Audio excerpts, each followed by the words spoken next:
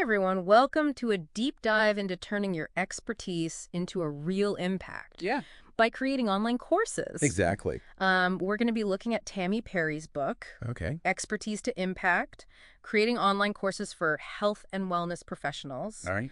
copyright 2025. Cool.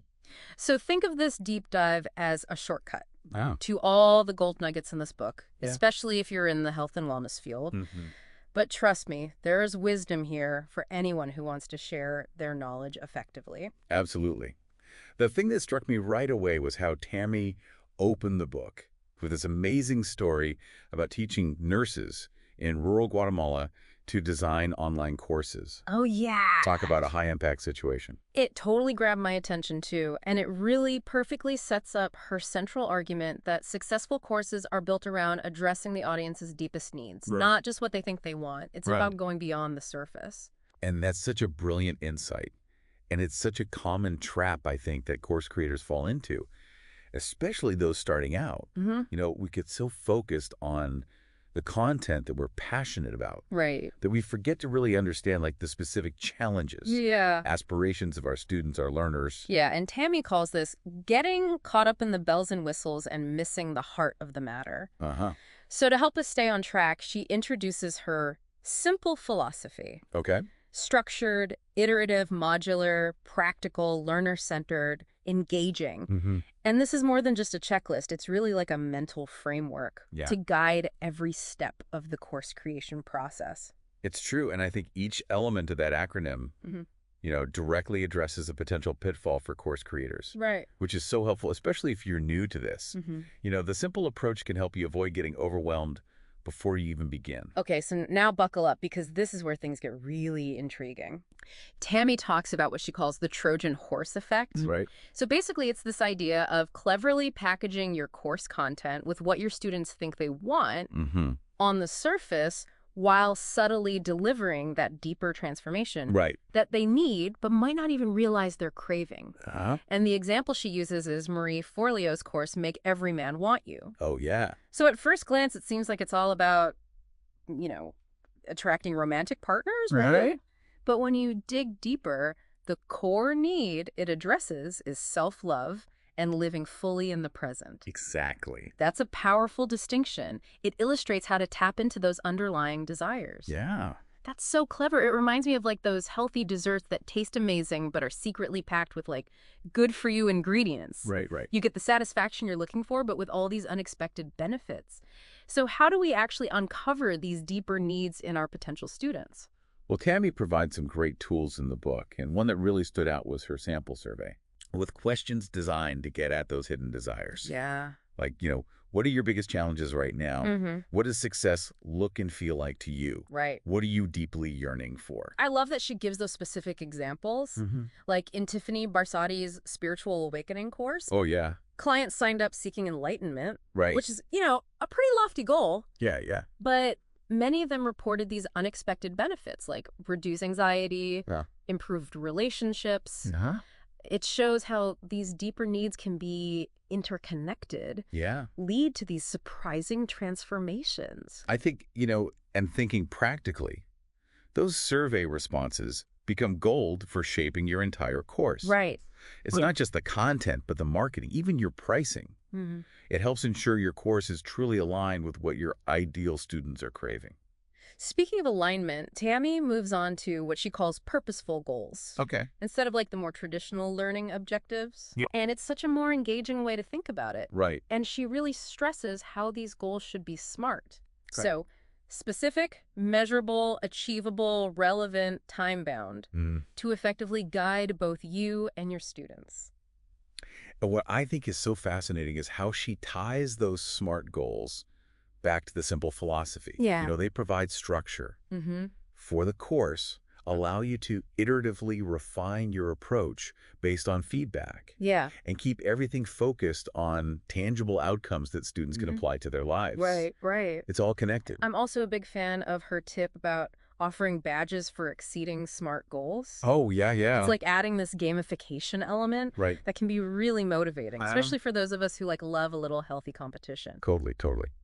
Now let's dive into the nitty-gritty of organizing all this amazing content because, let's face it, keeping things streamlined is crucial, Absolutely. especially when you're juggling multiple modules and resources. Yeah, I mean, Tammy suggests structuring the course in a modular, easily updatable format. Okay. She even gives specific advice on folder organization, which, might seem like a small detail. Right. But trust me, it can save you a ton of headaches down the line. I'm all about anything that makes the process more efficient and less chaotic. Yes. So how does this modular approach tie back into the simple philosophy? Well, it connects directly to the iterative aspect. Imagine you get feedback that a particular module needs tweaking. Mm-hmm. If everything is neatly organized in separate units, you can easily update that specific section Right. without disrupting the entire course flow. Yeah. So it keeps things fresh and manageable even as your course evolves over time. That makes so much sense. It's like building with Legos. Instead of trying to sculpt this giant unwieldy statue, Yeah. you can easily swap out pieces, Right. experiment with different configurations, adapt to new information or student feedback without having to start from scratch. And Tammy doesn't shy away from the realities of time management Right. and potential overwhelm, which I really appreciate. Yeah. She offers practical advice on setting realistic deadlines, using accountability partners to stay on track, and most importantly, celebrating those small wins to maintain motivation.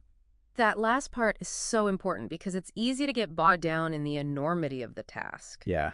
But remembering to acknowledge those milestones, even the seemingly insignificant ones, Right. can make all the difference in keeping your energy and enthusiasm high. And speaking of starting small, Tammy introduces the concept of a minimum viable course, or MVC. Okay. Instead of trying to create this massive, all-encompassing program right off the bat, Right. start with a streamlined version that delivers core value and get it out into the world. You can always expand and refine it iteratively based on feedback. So like an email course focused on one specific aspect of your broader topic, instead of diving straight into a full-blown video series with workbooks and live Q&As. Exactly. It's a much less daunting approach. Right. And it allows you to test the waters, gather feedback, Yeah. and refine your concept before investing a ton of time and resources into something that might need significant changes. Right. It's all about working smarter, not harder. I love that.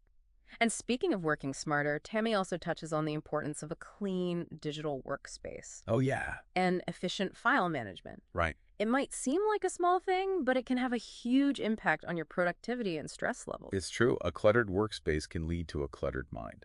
Now, let's talk about making the learning experience truly engaging Okay. for our students. Yeah. Tammy takes a fresh approach to Bloom's taxonomy, calling it dimensions of learning engagement. All right. And she emphasizes that these dimensions are interconnected, not hierarchical. Okay. So instead of simply focusing on remembering and understanding, All right. she encourages us to think about exploration, practice, analysis, innovation, even contribution from our students. It's a much more dynamic and engaging way to approach learning, and it aligns beautifully with her emphasis on creating interactive activities that guide students through those dimensions. Instead of just passively consuming information, they're actively involved in the learning process. I'm eager to hear more about those activities and how they connect to the different dimensions of engagement. Me too. Why don't we dive into that in part 2? Sounds like a plan. We'll be right back after a quick break. So you were about to ask about those interactive activities and how they connect to the different dimensions of learning engagement. Yeah. Well, one of the examples Tammy gives is this course on understanding motivation and dopamine. Oh, tell me more. It beautifully illustrates how you can progressively move students through those dimensions. I love a good example. So it starts with a basic knowledge check, maybe a quick quiz. Right. Just gauge where everyone's at. Okay. So that's tapping into that remembering and understanding level. Right. But then it quickly moves into more interactive territory, Sure. with discussion forums where students can share their experiences and connect with each other. Yeah. And that's where the exploration dimension comes in. It's so smart to incorporate that social learning element, especially in an online setting, Right. because it can help combat that feeling of isolation that some people experience with online courses. Yeah. And from a learning perspective, it allows students to see different perspectives and apply the concepts to real-life situations. Exactly. And then the activities continue to build in complexity. So maybe you introduce some practical exercises, like creating a personalized motivation plan. Yeah. Or identifying potential dopamine triggers in their daily routines. Okay. So that's where application comes in. Right. And then you can even challenge them with case studies or have them create educational tools based on what they've learned. Right. So you're tapping into the analysis, Even creation dimensions. Wow, it's like a staircase leading them up to a whole new level of understanding and application. Right. It shows how those different dimensions can work together to create a truly immersive learning experience. Tammy makes a great point about how these activities can be tailored to fit the specific needs of your audience and the goals of your course. Right. For example, in a health and wellness context, you could have students create meal plans based on the nutritional principles you've taught. Yeah. Or design a personalized exercise routine that incorporates mindfulness techniques. That's such a great point because it's about making the learning relevant and applicable to their daily lives, not just theoretical knowledge. Exactly. And speaking of practicalities, Tammy also dedicates a whole chapter to launch day and beyond. It's a super exciting time, but it can also be a bit nerve-wracking. Oh, absolutely. It's like sending your baby out into the world. Yeah. You've poured your heart and soul into it, and you want it to thrive. Right. So what kind of guidance does Tammy offer for navigating those pre- and post-launch waters? Well, first and foremost, she emphasizes the importance of thorough testing. Okay. Make sure everything is working as it should. The tech, the navigation, the content delivery, to minimize any last-minute hiccups. That's so important because there's nothing more frustrating for a student than encountering technical glitches or confusing instructions. Right. It can really derail the learning experience. Absolutely. And beyond the technical aspects. Yeah.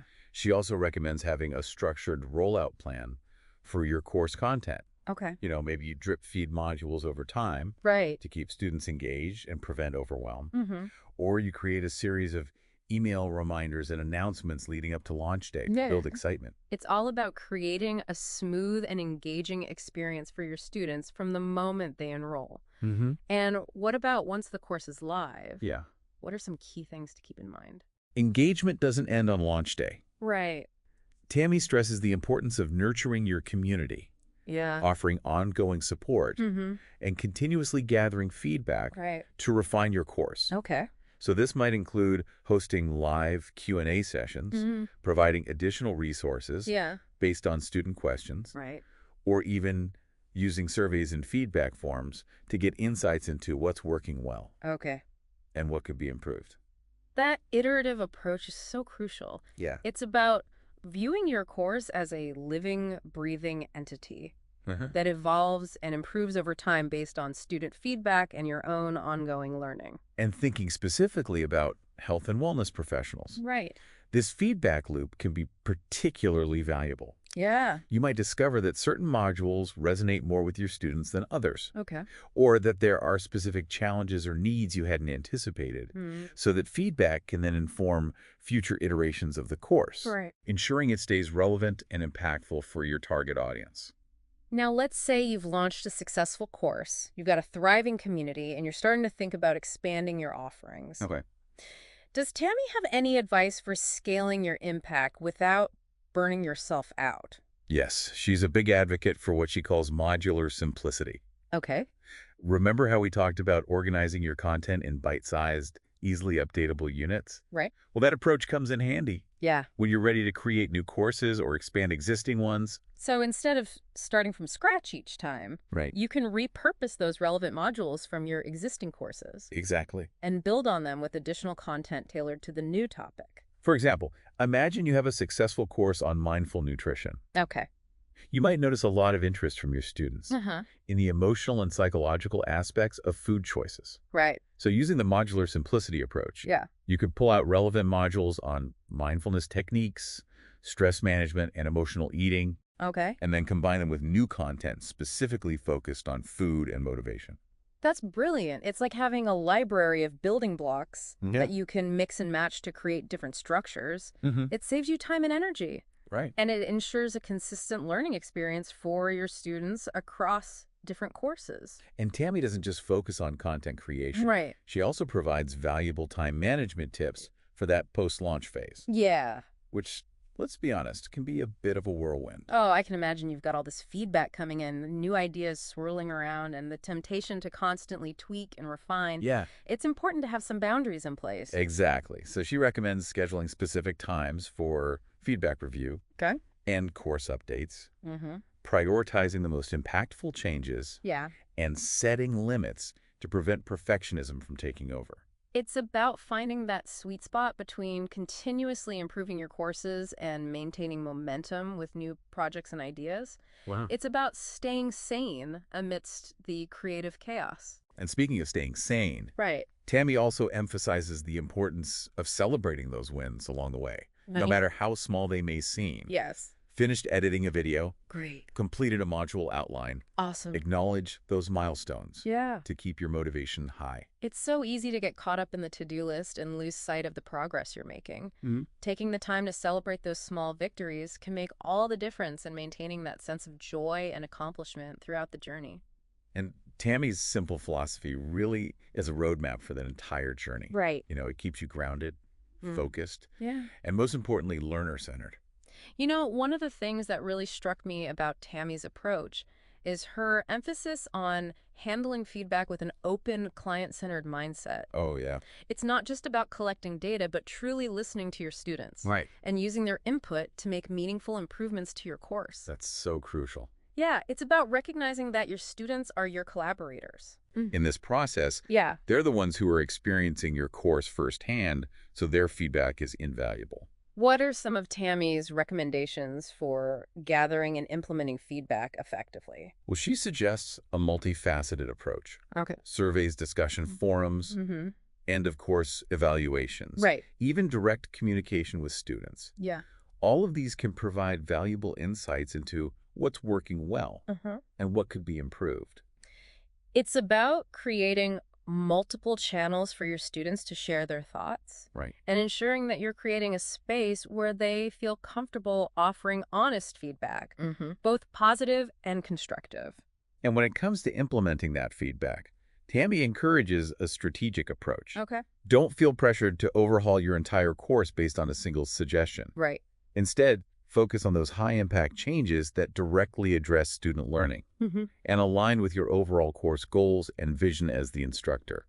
It's about choosing your battles wisely. And prioritizing those changes that will make the biggest difference for your students. Yeah. And sometimes that might mean making small incremental adjustments rather than dramatic overhauls. Exactly. And Tammy encourages testing those iterations with a small group of students before rolling them out to the entire class. Okay. This allows you to gather additional feedback Right. and fine-tune your approach based on real-world student experiences. It's about embracing that continuous improvement mindset Mm-hmm. and recognizing that your course is never truly finished. Right. It's an evolving entity that benefits from ongoing refinement and adaptation. And speaking of adapting and evolving, let's revisit Tammy's concept of modular simplicity. Okay.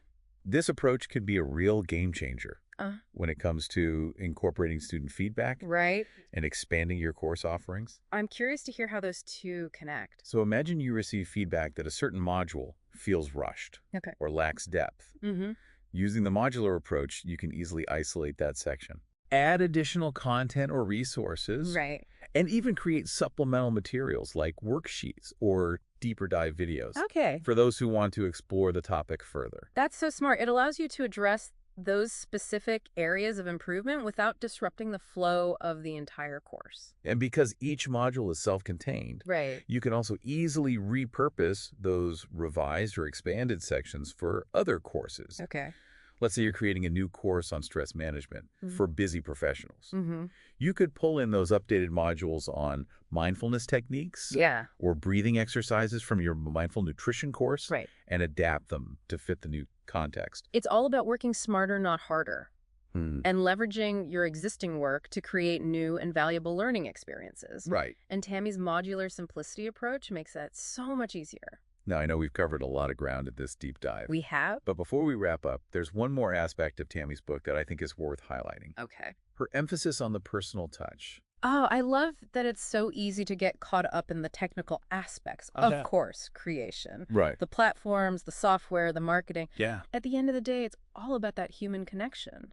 Absolutely. And Tammy does a fantastic job of weaving personal anecdotes and real-world examples throughout the book. Right. Remember that story about working with nurses in rural Guatemala? Yes, it was so inspiring and really highlighted the power of knowing your audience and tailoring your teaching to their specific needs. Exactly. Those stories add a layer of depth and humanity to the book. Mm-hmm. They remind us that creating online courses isn't just about building a business. Right. It's about making a positive impact on the lives of others. And Tammy's message is clear. Mm-hmm. Creating impactful online courses is achievable and enjoyable when you approach it strategically, Right? iteratively, Yeah. and with the learner at the center. It's about sharing your passion, your expertise, and your unique voice with the world and connecting with those who are eager to learn and grow. And that's what makes this journey so rewarding. So as we kind of wrap up this deep dive into Tammy's expertise to impact, I'm curious, what's one thing that really resonated with you from everything we've discussed? I think for me, it's how Tammy manages to balance the strategic business savvy side, of course, creation, Hmm. with this really genuine, heart-centered approach to teaching and transformation. Right. It's not just about creating a product. Yeah. It's about making a real difference in people's lives. That's such a great point, and I think it's that blend of practicality and purpose that Yeah. really makes her simple philosophy so powerful. Mhm. And I think it's something that resonates really deeply Yeah. with health and wellness professionals. We're Right. naturally drawn to helping others, Huh. but we also need to be able to sustain ourselves financially. Right. It's about finding that sweet spot where passion meets practicality, where your expertise can truly make an impact and allow you to create a fulfilling career. Exactly. So for you listening, even if you're not building a formal online course right now, what's one nugget of wisdom from the simple philosophy that you could apply to your own work or teaching? Mm. Maybe it's about getting crystal clear on your ideal client's needs, Right. or structuring your sessions in a more modular way, Uh-huh. or simply embracing that iterative process Yeah. of refining your approach based on feedback. It's about recognizing that we're all teachers in some way, Right. whether we're working with clients one-on-one leading workshops Yeah. or simply sharing our knowledge with friends and family. Mm. And I think the principles Tammy outlines in her book can help us be more effective, Right. more impactful, Yeah. and ultimately more fulfilled in that role. Beautifully said. And if this deep dive has sparked your interest in turning your expertise into impact through online courses, we highly recommend checking out Tammy's book, Yes. Expertise to Impact, and visiting her website, contenttocourse.com, for expertise impact for a wealth of resources and inspiration. Awesome. Remember, the journey of sharing knowledge is both incredibly rewarding and constantly evolving. Yeah.